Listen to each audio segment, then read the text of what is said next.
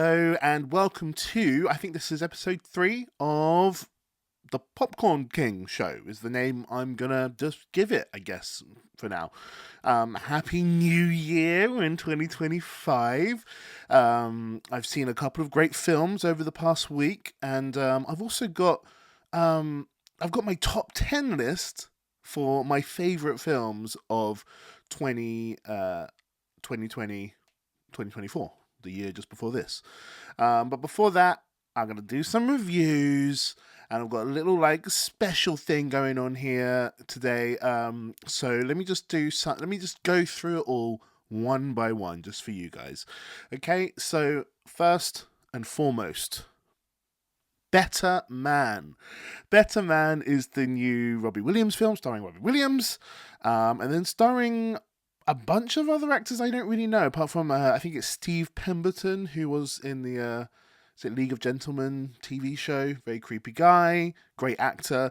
But yeah, this is the film about Robbie Williams' life. It's the biopic about Robbie Williams, the singer who was in the boy band Take That in the early 90s, and then he did a solo career, and just about all of his life, really, with one quite big difference in that he is a monkey throughout the whole film.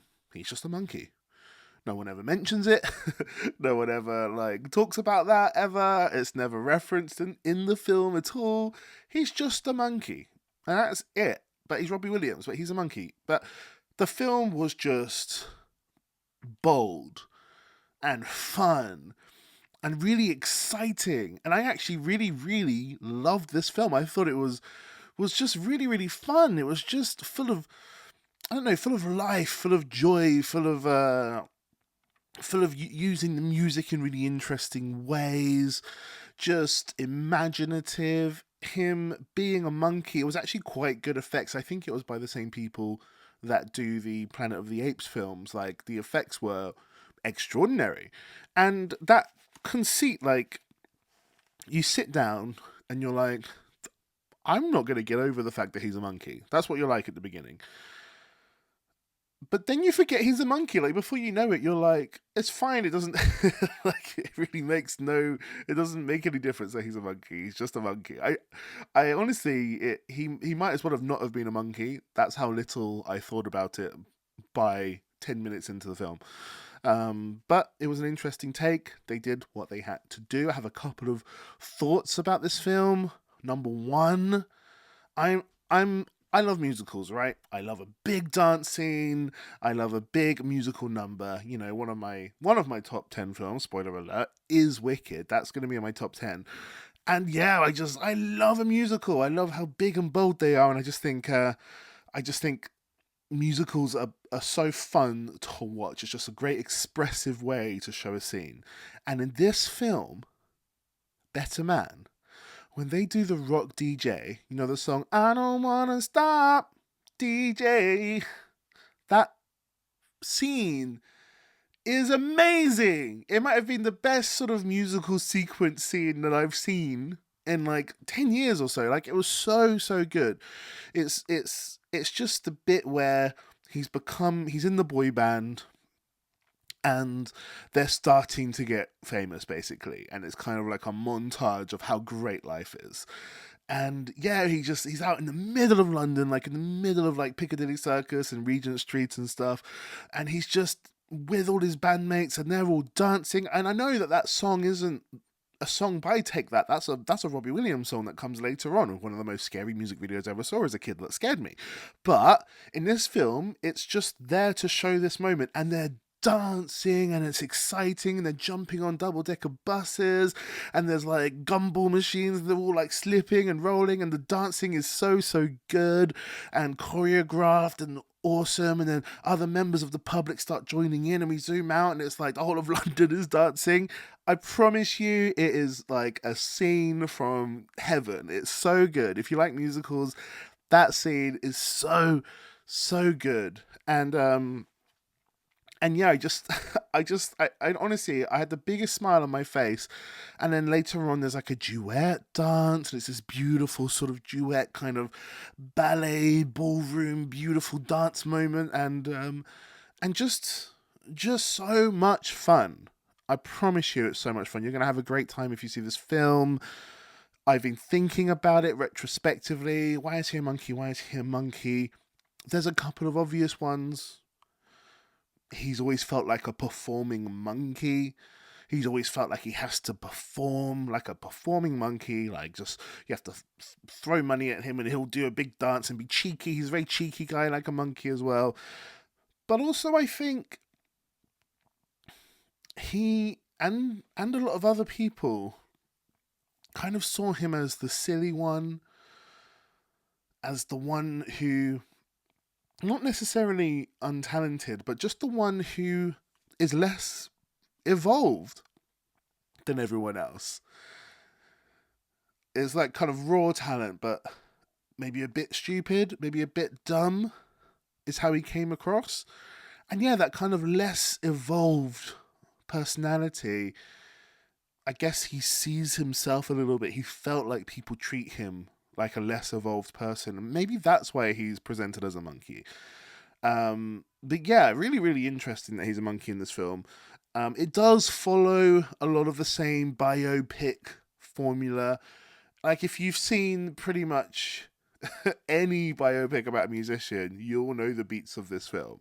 You know, gets really, really famous, gets really, really good. It all goes to his head. Takes too many drugs. He does a big fall down from grace, and then he's got to build himself back up for a big, beautiful ending. And, you know, that's just par for the course for these biopics. That's just what they do. But I thoroughly recommend this film. Go and watch this film. Seriously, if you're gonna, it's like one of those films I didn't expect to enjoy that much. I'm not a massive Robbie Williams fan, but I am gonna see him in concert this year, which I'm really excited about, especially after seeing this film. Right. We Live in Time. We Live in Time is the new Florence Pugh movie starring Florence Pugh. I couldn't say her name properly there. Florence Pugh, and Andrew Garfield, and then some other actors who I don't know their name. This is a sort of, I'm going to read the synopsis on IMDb because it's a weird one. An up-and-coming chef and a recent divorcee find their lives forever changed when a chance encounter brings them together in a decade-spanning, deeply moving romance. Okay, so it's just a big romance story. But it's really non-linear. Like, it jumps backwards and forwards and in the middle and then back and then towards the end, and then it jumps around throughout the whole film. And you're like, what is this? And basically they meet because the Florence Pugh character hits the Andrew Garfield character with a car. And they strike up a relationship. And it's just about life, really. About life, about having to deal with difference of opinions. This person doesn't really necessarily want to have kids in the future. This person kind of does. It's kind of having to deal with other very, very, very emotional things like cancer, having to deal with bringing up a family when you've got cancer. And I've got a couple of things to say about this film, honestly. I think this film had wonderful chemistry. Florence Pugh, Andrew Garfield, they were just on form. And I think a lot of people say how wonderful Florence Pugh is, and I get it. She is wonderful. She's great. Everything I've seen her in, she's been like one of the best things of that thing. So yeah, she's wonderful. But I have to start giving some serious praise to Andrew Garfield because there's something about his connection to his co-stars. I'm clicking when I do this. Because he's just clicking. He's just doing jack. Because he, in this, okay, Amazing Spider-Man, right? Those films were quite average in my opinion. But his chemistry and connection with Emma Stone in that film, that's one of the best romances I've ever seen in any superhero movie ever. They were just bouncing off each other. It was so natural, so real and cool to watch. And it's just like, wow, he had a really great chemistry with her. And then I saw him do those sort of chicken shop date things with that lady who does all those chicken shop dates on YouTube. And he's just got this charm and this wit and this backwards and forwards with her. And now with Florence Pugh, it's fucking on fire. Like, their chemistry is so good. It's like they know each other's breathing patterns or something. They're so connected. It's so beautiful to watch. Like, the way they act with each other, it's like a balletic duet or something. It's really, really great. They're just funny, they're witty, they're emotional when they need to be, they're angry when they need to be, and the facial expressions, and they feel like a real couple when you watch it. You're like, yeah, this is awesome, this is amazing. I do think that maybe the script was a little tiny bit generic. And I think maybe the bouncing around the linear storyline was sort of hiding that fact a little bit. It was a bit like, be impressed by the story because it's bouncing around, and we're going to kind of hide a little bit the sort of generic script. Because it's a little bit generic, if I'm honest with you. But that's fine. That's absolutely fine. When you've got actors like that, it's just, you can basically do anything and they're going to make it good. It is one of those films that my friend saw it and said, yeah, it's good, but nothing to write home about. And I understand that. I do understand that. It's one of those films that it's as good as what you can bring to it as an audience member. In my case, I've unfortunately dealt with my mum dying of cancer. I've had to live through that. So seeing a parent have cancer and have to deal with that, it's like, oh man, it was tough. I have to say, it really, really hit home. There's a part in it where, if you don't want any spoilers at all, maybe this bit isn't for you, so just spoiler alert. It's not a massive spoiler, but just a spoiler alert. There's a part in it where Florence Pugh is supposed to be resting and doing her chemotherapy and radiotherapy and stuff, which makes her really sick, obviously. But she's taking part in a really, really big cooking competition because she's a chef. She's a great chef. And it's this really stressful, sort of high intensity cooking competition. And Andrew Garfield finds out and he's like, why the fuck are you doing this? Like, you're going to kill yourself. You need to be resting. This is ridiculous. Don't, like, real things that you'd want to say to someone who you love who's got cancer. You'd want to say, like, don't you want to try your absolute best to get better? Like, you've got kids here who want to have a mum. And Florence Pugh's response is, it's because I'm basically dying now that I want to do something so that my relationship with my children isn't defined by my demise. Oh shit, that was hard for me, because my mum, like, up until the very end, she was always doing something.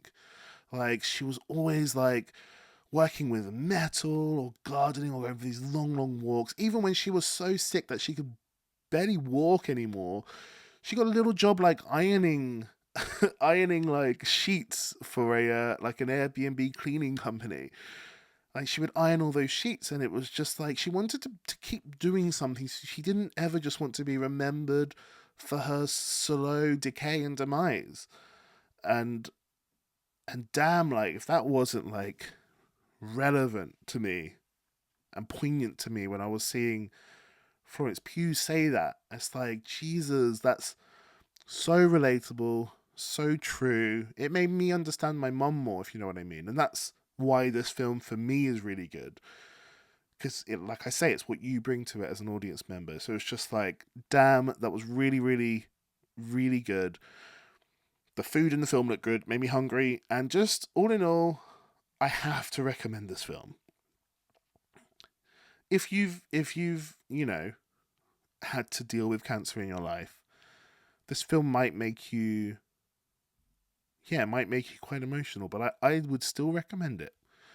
If you feel like it, because it was very helpful for me, actually. I would say really, really helpful.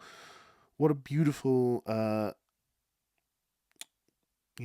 depiction of that part of, and the whole film isn't about that, by the way. There's lots and lots of different parts of their life that they deal with, and that's just a part that was really poignant to me, and I'm not going to forget it. I'm not going to forget it for a long time. So just, what do you think of it? If you've seen it, let me know in the comments below. And yeah, I'd love to know what you thought, because for me, that was great. Wonderful, wonderful film. I thoroughly recommend it. Next, Nosferatu. Nosferatu is the new Lily Rose Depp film, starring Lily Rose Depp, directed by Robert Eggers. Also starring Nicholas Hoult, Bill Skarsgård, Aaron Taylor-Johnson, Willem Dafoe. It's the gothic tale of obsession between a haunted young woman and the terrifying vampire infatuated with her, causing untold horror in its wake. That's the IMDb synopsis. What did I think of this film? This was a great week at the cinema for me, because I thought this film was fantastic. This film was a piece of me. Like, I love a good horror film. Was this film scary? No. But it was chilling. It was just, yeah, it was cold and chilling. Like, I felt cold watching it. I was like, whoa, this is it. Am I a big vampire fan? Not really. But this film was great. The plague, the old-fashioned setting, it just, the black and whiteness of some scenes, the way it was shot, the cinematography, the vibe of it. I don't know how to explain that properly, but some directors, they choose a vibe and they go, I'm going to make this film that vibe so fucking much. And it was like, they vibed the fuck out of that film with that specific vibe. And this film has that. When it says gothic, like, it really is. It just looks so cold. It's kind of an adventure. There's some jump scares here and there, but like I say, it's more chilling. And yeah, I thought this film was fucking great. I really thought this film was just way better than it had sort of any right to be, honestly. I didn't expect it to be this good at all. Like, Dracula is a bit silly. And even, like, watching it, like, there's really great acting in this film. The Skarsgårds, of course, a whole family of really talented actors. His accent, it's so good. Bill Skarsgård playing Nosferatu, the Dracula, the whatever his name, Count Olaf, that's his name. His just deep, wheezing, asthmatic voice. He always seemed to be in the shadows, just that, like, sign your name on this piece of paper. The rolling R's. He rolled his R's all the time. I'm Nosferatu. No. He just the deep wheezing and huffing and puffing in between. Like, he sounded both strong and weak at the same time. Both in control, but like old and decaying at the same time. I don't know how he did that with his voice. I'm Nosferatu. Just amazing. Really, really chilling. And Nicholas Holt's acting as well. Like, the fear on his face, the sweat, he looked almost sick with fear. Like, he looked sick with it. He looked sick with it, mate. But yeah, he was great. Nicholas Hoult was great. Aaron Taylor-Johnson was great. And I thought Miss Depp, Lily Rose Depp, she was awesome. She had to do some weird scenes because this is a complicated character where she's terrified of these nightmares she's having of Count Olaf, this Nosferatu, this Dracula. But she's also kind of horny for him, you know? She's kind of like, almost sexually attracted in a weird way to this hideous, disgusting, monstrous figure. And yeah, she has to play that, and that's a little bit awkward, but I think she does it really well. I don't think she at all stands out as being bad in any way. I thought she was great. Willem Dafoe just fits in this. He was born to be in this world, right? That kind of, he's got the weird voice already. He's born to be here.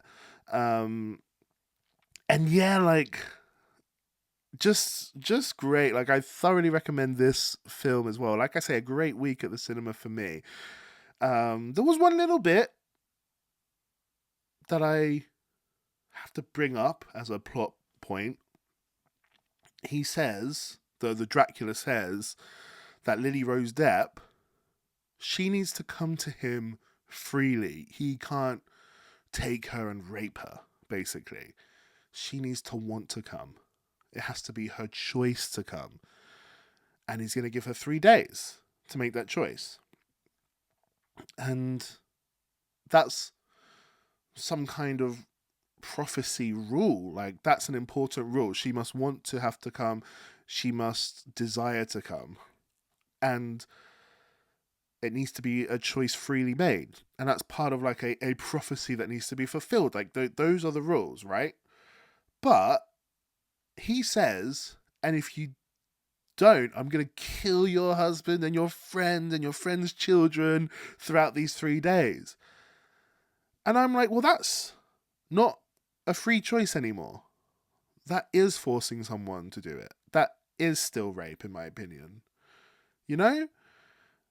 Does that make any sense at all? Like, that takes away the agency, because the threat is so big, killing all the people you love and your friends and their family and stuff. The threat is so big that this might as well still be rape, in my opinion. But the film doesn't treat it like that. The film is like, oh, at the end, she's gonna make her own free choice. And it's like, really? I don't know if that's a free choice, in my opinion. That's a bit like what religious people say, you know, when they say, yeah, God's giving you the choice to be good and believe in him and go to heaven. And it's like, it's not really a choice when the alternative is you're going to go to hell forever. So yeah, I don't believe that that's a choice. You know? Hey, choose to do this or I'll kill your baby. Well, I'm going to do it, but it's not my choice. That's the way your body would behave. You know what I mean? But yeah, that's just a nitpicky thing, and I noticed that, and I was like, that's silly. And you know, the vampire genre has been up and down for me. You know, it's been a bit silly actually sometimes, but this is like true vampire again. And yeah, it's good. It's creepy. Like I say, it's not terrifying. Don't go there expecting fucking The Exorcist. It's more creepy, chilling vibe with some really great acting, really great atmosphere, and just the feel of the world. It's very you can just almost feel it and taste it and smell it. Like, it's really well realized, really well made. Yeah, I just think this film was great. Robert Eggers is just one of those directors that, you know, he's almost ready to sort of go commercial. You know, I wouldn't be surprised if he got given like a superhero movie next, because, you know, quite frankly, he's a really great director. He's interesting, he's exciting, and yeah, what can I say? I thoroughly recommend this film. Let me know what you thought of the film. I'd love to know your thoughts in the comments below. And yeah, just let me know, because I thought this film was awesome. So yeah. Next, we're going to be doing a special that I did. So in 2024, I did a little kind of I did a little challenge. My 2024 challenge was to see every single movie at the cinema at the bottom of my road It's called an Odeon film, Odeon cinema. And I got some footage so you can have a look at it. So this is the Odeon, right at the end of my road. It's got like graffiti outside. This is London. I live in London, so it's like, there's going to be graffiti somewhere and probably some gangs. But it's a beautiful Odeon. Look at it. It's really, really big and opulent. And I don't even live in the center of London. I live in like a relatively dodgy area in Zone 2 in Islington. But it's this beautiful building. It's this big Odeon. And I went to see every single film. So on this particular day, I did a double bill. I went to see We Live in Time and Nosferatu. So you walk in, you get your popcorn. I always get mixed popcorn usually. Sometimes just salted will do for me. And you can add your toppers if you want. You can actually do all of this on the app before you get there, and it will just be there when you're ready. It's this big, giant, lovely area with all the sort of concessions and stuff. Of course, they're way too expensive, but I choose the Odeon sort of membership card where it's like, what is it, like £15 a month? You go through these long, winding corridors, and you finally get to the screens. And the screens are really, really, really, really lovely. Oh, there's my popcorn, just in case you wanted to see it. I usually get a bottle of water as well. Oh wait, so here are the seats. They're reclinable seats, of course, very, very comfy, and there's a nice big screen there. And yeah, these are the seats. They're actually super comfortable. They've got a little tray that comes in front of you, and like I say, they're reclinable. And I just love coming to this cinema. I've been going so much over the past year, and I think I'll carry on doing it this year. There's my hot dog, my popcorn, and my smart water for extra electrolytes. And here is the seat reclining. And there you go. That's just me sitting in a reclinable chair, and there's the screen in front of me. And yeah, I just saw every single film there this year, and I have to say that it's a great cinema. I loved that challenge. It really made me love films more. It made me love variety more as well, because I just went to see every single film, and it was like, at some points, I love horror films, but some points I was like, damn, I'm just seeing so many horror films.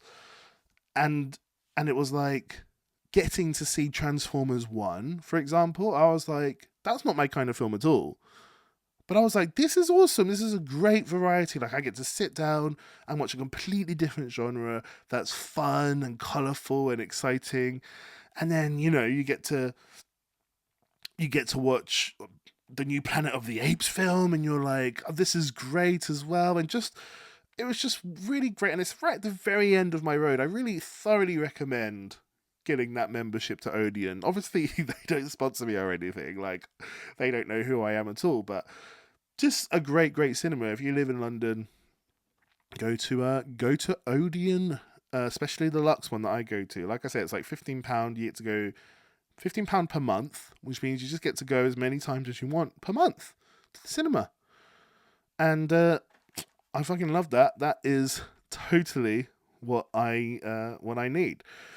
And it was a really hard challenge, but really, really fun. And I'm probably going to try do it again this year. So, on to the very next topic. We're going to do my top 10 movies of 2024. Right, so I've got a couple of honorable mentions. This was difficult for me. I loved a lot of films. Like I say, I was really into variety this year. Honorable mentions. Strange Darling. That was a great sort of thriller horror film, non-linear, like starting on chapter 4 and going back to chapter 2 and then up to chapter 5 and then down to chapter 1 and then ending with chapter, like just a really imaginative, wonderful thriller. Like, I wasn't expecting to like it. Every minute of this film got better and better and better. You're just like, excellent. So that's one of my honorable mentions. We Live in Time, like I say, super poignant for me. The whole part about cancer and the mum having to deal with cancer and wanting to be remembered for more than just her demise. That blew my mind. Obviously, I dealt with that in my life a lot, so that was really important to me. Heretic was wonderful. I love a good sort of theological, philosophical debate, and this whole film is just that, and it's Hugh Grant just chewing the scenery. He's so good in this film. It goes down weird routes, and there's a big giant amazing speech about Monopoly, and I just thought, wow, this film is a riot. This film is so fun and so like just totally me. Conclave should be the most boring film of the year, but it's riveting. I'm just stuck to my seat. I just thought, wow, this is so interesting. All about that film of Ralph Fiennes about trying to nominate the next pope, which, yeah, like I say, should be the most boring film ever written, right? It's just middle-aged to old men talking about which pope they want. Like, the most boring thing in the world. But no, this film was absolutely riveting. I loved it. And then my number one honorable mention, this one, this was in my top 10 for so long. Until the end of the year, basically. It was in my top 10 for so long, but Late Night with the Devil. Late Night with the Devil was a found footage sort of horror film about this, David Letterman type show, where it's like interviews and stuff. And it's just like what happened on this show when he brings a sort of a girl on who has been sort of taken over by the devil, and just the horror that ensues, and it's just wonderful. Like I can't recommend this film enough. I thought this film was awesome, and yeah, those are my honorable mentions. But now we're going to get into it, guys. I'm looking at my phone. If you want me to look at my phone, please let me know in the comments below. But these are my top 10, which means they are objectively the best films of the year. So at number 10, Nosferatu. Yeah, this film, as I said in my review, it's vibey as fuck. The atmosphere, the acting, the you could taste the film, you could smell the film, you could feel the film. It was just perfect. Just a great vampire Dracula film. Like I say, the vampire genre goes up and down a lot, but this was like the height of the highs of sort of vampire films, in my opinion. Nicholas Hoult, Bill Skarsgård, wonderful acting in this film. Lily Rose Depp was amazing. This film really had it all. I honestly thought this film was top of the tops. Really, really great. Which is why it's only at number 10. Number 9, I've got A Different Man. A Different Man is the film about the guy with that big sort of facial growth, a skin sort of growth on his face, and he gets it removed and auditions for a role in a play which has a character with that facial growth on it, so he has one made for him to wear. But then he meets this other guy who has that facial growth, and yeah, I just thought this film was fucking strange as hell in terms of that storyline that I just mentioned, but so good. Adam Pearson, I think his name is the real life actor who really has this this face. He was a joy to watch. He had so much sort of life in him, and I just thought, wow, like what a fucking inspiration of an actor. Really, really great to watch. Of course, we had Bucky from Marvel. I can't remember his name right now, but I just thought he was great in this film. It's kind of like a film where the writer and the universe is just doing a huge joke on their main character. They're like, ha ha ha, you're the butt of this big joke, you silly bitch. And yeah, I found it funny, I found it bizarre, weird. It was very Kaufman. It was very much like being John Malkovich, that kind of vibe, a bit off kilter, left of center. I really, really loved it. My number 8 film of the year was, of course, The Wild Robot. The Wild Robot was beautiful.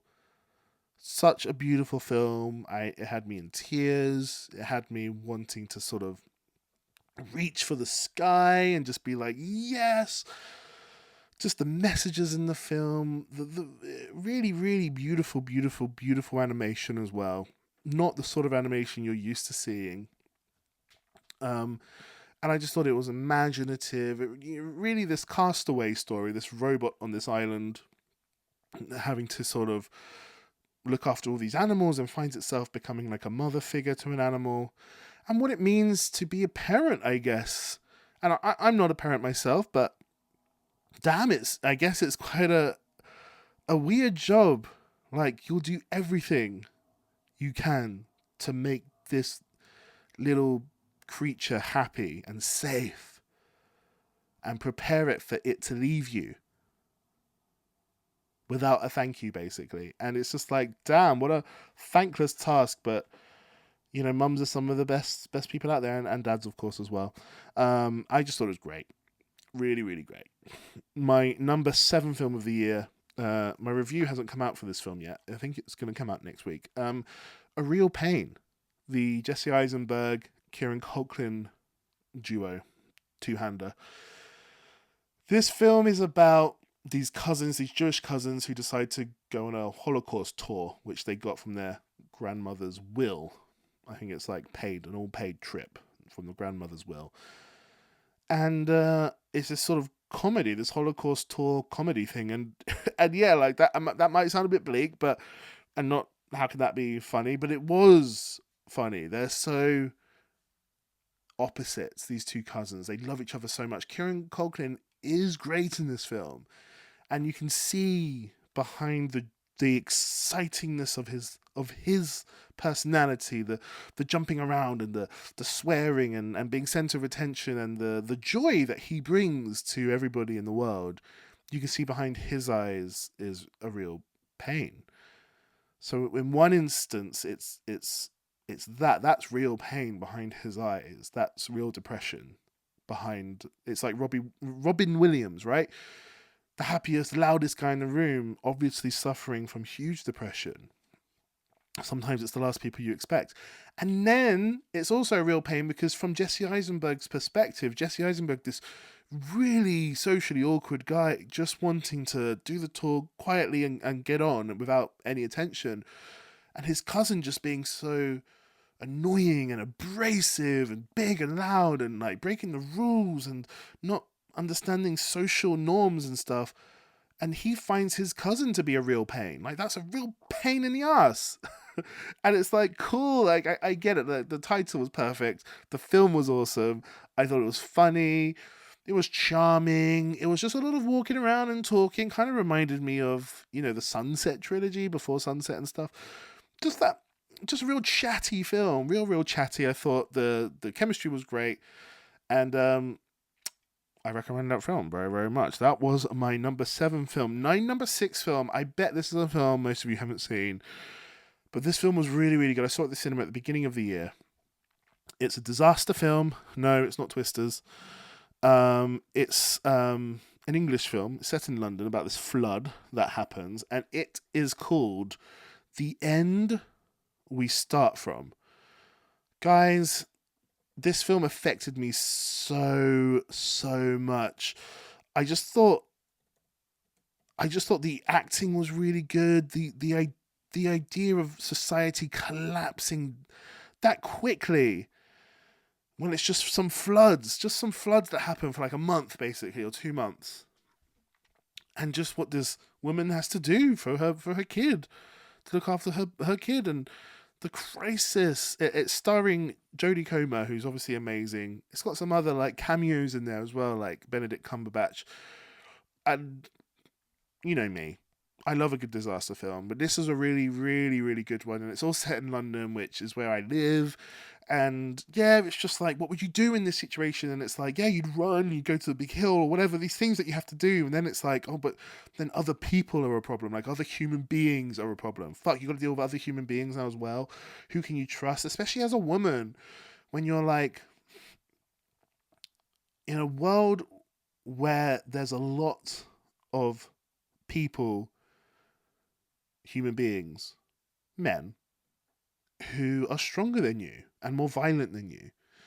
Like, that must be scary. And just, yeah, great film. I loved it. And now we've come to my top 5. So, yeah, my number 6 was The End We Start From. 7, A Real Pain. 8, A Wild Robot. The Wild Robot. 9, A Different Man. 10, Nosferatu. Number 5, this one is, a bit different from the others. This is like a sci-fi horror film. Of course, it's Alien Romulus. Yeah, this film isn't nominated for any major awards this year. Yes, this film might be just like a popcorn, silly prequel, sequel film. Franchise film, you might say. But I loved every second of watching this film. I saw it like 3 times. I thought it was disgusting. I was on the edge of my seat. I thought the acting was really good from Andy, the robot. I thought he was awesome. And he's kind of got to play like almost 2 characters, but he's so good in this film. Kaylee Spaney, or whatever her name is, had a great year. She did Civil War as well. But she was awesome in this film. And it's directed by that Fede Alvarez guy. And I just think he has got an imaginative mind for horror, because the monstrous thing that comes at the end of this film, the big swing he does, it is jaw-droppingly horrible. I'm like, I still think of that monster. I would just kill me. I would just kill me. Some really, really great moments with the acidic sort of blood of these aliens burning through the spaceship, so they have to do like an anti-gravity thing where it's just floating around. Or so imaginative, so fun. Just yeah. What can I say? I loved it. I probably loved it more than Aliens, if I'm honest with you. Lots of people love Aliens, the second Alien film. I like that film a lot, but I thought this was a little bit better. Don't tell anyone. Okay, my number 4 film of the year. We're sticking with sci-fi. It's Dune 2. Dune 2. Dune 2? Dune 2. So good. This film was so well realized. The worm scene riding those giant sandworms is a scene I don't think I'll ever forget seeing that at the cinema. That was so big. That director, his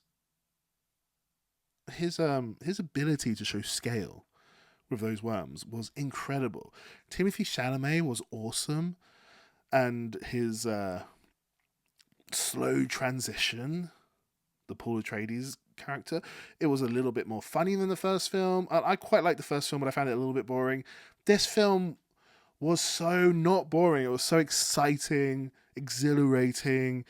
It really is a big commentary on false prophets, and just amazing. I loved this film so much. Go and watch it if you have not seen it already. Okay, we're in my top 3 now. What's in my top 3? Oh my lord. Number 3, we got Wicked.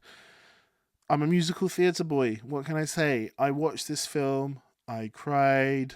I laughed.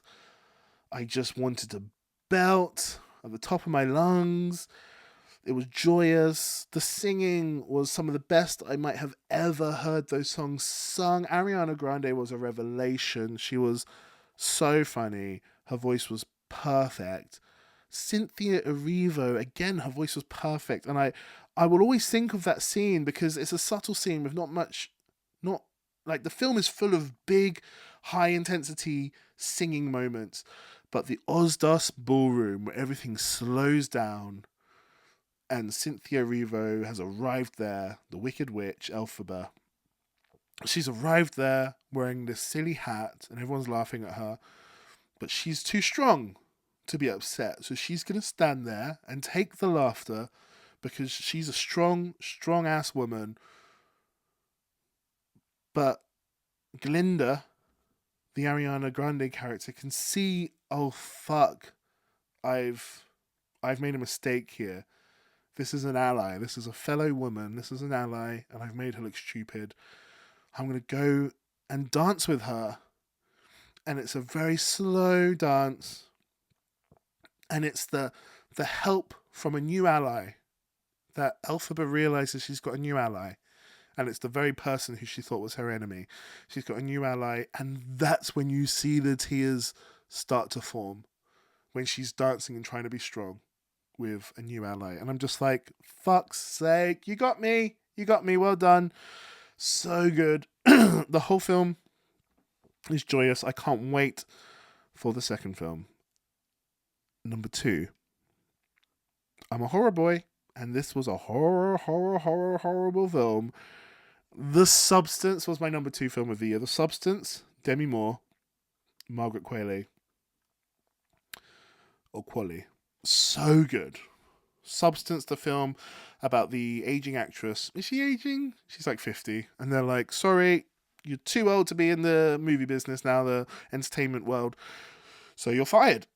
And so she takes this brand new substance, this new procedure where for 7 days she gets to wake up and be the amazing Margaret Qualley, the beautiful, young, vibrant Margaret Qualley, and everybody loves her. And then for 7 days she has to be Demi Moore again, who, in my opinion, is incredibly beautiful. Anyway, this film was so good, the body horror, when things start to go wrong with the procedure, with her body getting more disgusting and the eating. It's a very, very, I heard the director say this, it's a very unsubtle film. It's not subtle at all with its message about beauty standards for women in Hollywood. It's not subtle at all because Hollywood and the world is not subtle about this.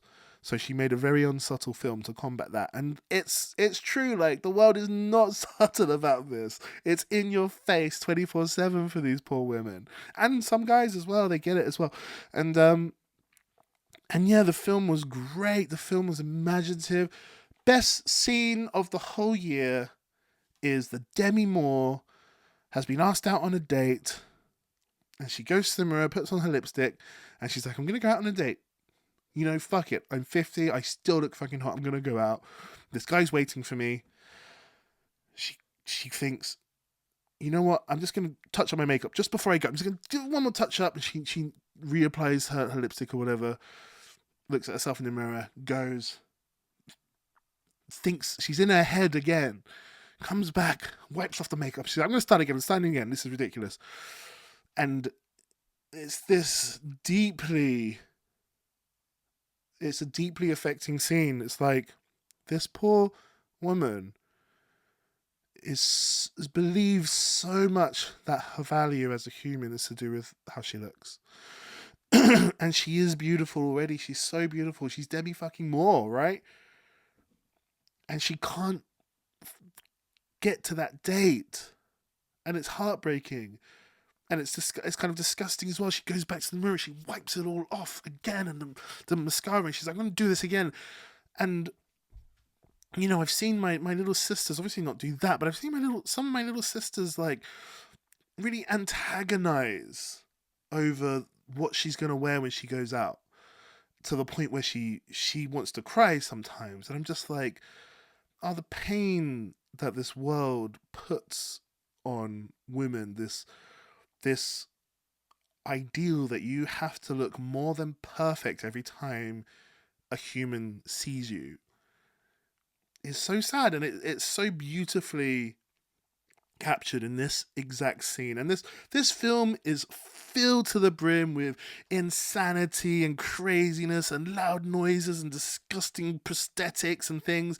But at the end, come down, it's just Demi Moore, the actress, with a mirror and makeup. And it's just a fucking perfectly acted scene, perfectly imagined idea, and really affecting to me. Like, I was just like, damn, like, it's just Yeah, I live with somebody who speaks a lot about wanting plastic surgery and stuff, and it's just like, I'm all for people doing whatever they want to do with their bodies. It's your body, your choice. Do what you want. I've got tattoos. Like, what's the difference? Tattoos, haircuts, plastic. So, what's the difference? But to not think your face looks good enough is so sad, especially when you're as beautiful as my sisters and my housemate and Demi Moore. And, everybody's really beautiful.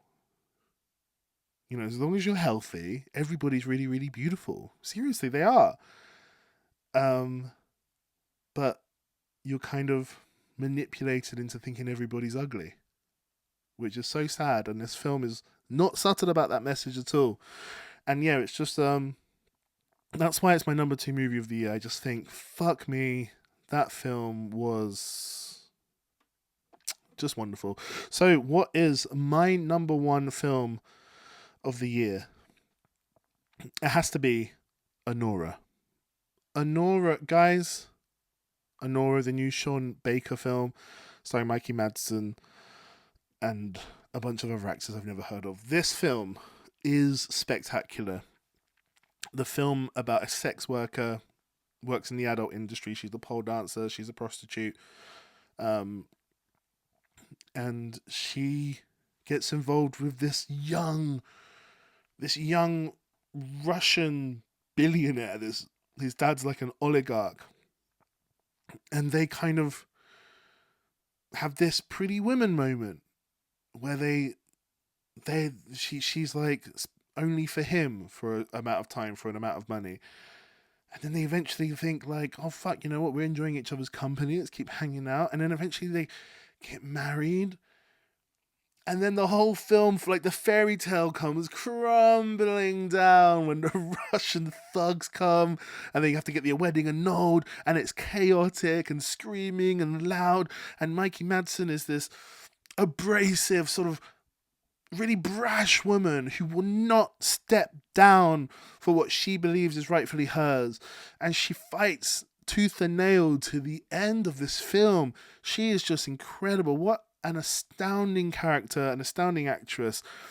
This woman who is not all sunshine and roses. Like, she is a bit of a bitch sometimes as well, but she just has vinegar about her. She's full of grit, and she's got attitude. She's sexy. She's fun. And she's just cool, man. She's fucking cool with it. And the Russian guys that come in, they're these silly thugs, but even they become like, you think they're just silly side characters, and even they become really, really important, poignant characters towards the end. It's the funniest film you will see this year. It is hilarious when it wants to be hilarious. It ends with the most heartbreaking scene that I've seen this year, not because, oh, dead babies or whatever. It's heartbreaking in a very poignant, shades of grey kind of way, a very peculiar way. You watch it and you just feel sorry for her, even though it's really hard to explain. I gave a whole sort of ending explained video, so please watch that. It's on my YouTube channel. It's such a wonderful ending. It's I will never forget that. Literally the very last shot of it, you're just like, fuck me, what an incredible. And I don't think there's any music over the credits. It's just silence, and that's my number 1 film of the year. I just think, fucking hell, that film was good.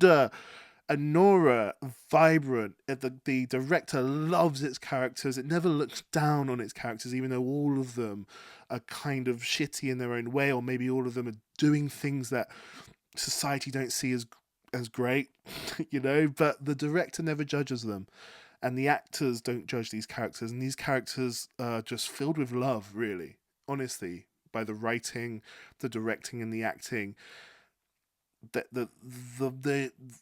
The makers of this film love these characters, and you can really feel that, and it's full of life and joy and wonderment, and I loved it. Honestly, it's my number 1 film of the year. Go and watch Anora if you can find it. Watch it. It's so good. R-rated, but so good. that's my top 10, guys. That's my top 10 of 2024. Next week, I'll do my top 10 TV series, streaming series or whatever. Because there was lots, but yeah, that's my top 10 films. There's a couple of films I haven't seen because I live in England, and for whatever reason, we just don't get some films until way later. Like maybe they want to capitalize on the getting nominated for Oscars and stuff. So things like A Complete Unknown, haven't seen it. Brutalist, haven't seen it. I'm sorry, I just haven't seen it. They're not here. What can I do? What can I possibly do? So they'll probably come out once they're inevitably nominated for Oscars. And then they'll have big like the 9-time Oscar nominated film Brutalist at cinemas near you. Like that's what will happen. So that's just the way it is. Maybe I'll update my list once I've seen those films on Letterboxd, but that's my top 10, my official top 10. I thought those films were all fucking incredible. Watch them all. I'll just quickly run through them all one more time before I end. Number 10, Nosferatu. Number 9, A Different Man. 8, Wild Robot. 7, A Real Pain. 6, The End We Start From. Don't sleep on that film. 5, Alien Romulus. 4, Dune 2. 3, Wicked. 2, The Substance. And number 1, Anora. Those films smashed it.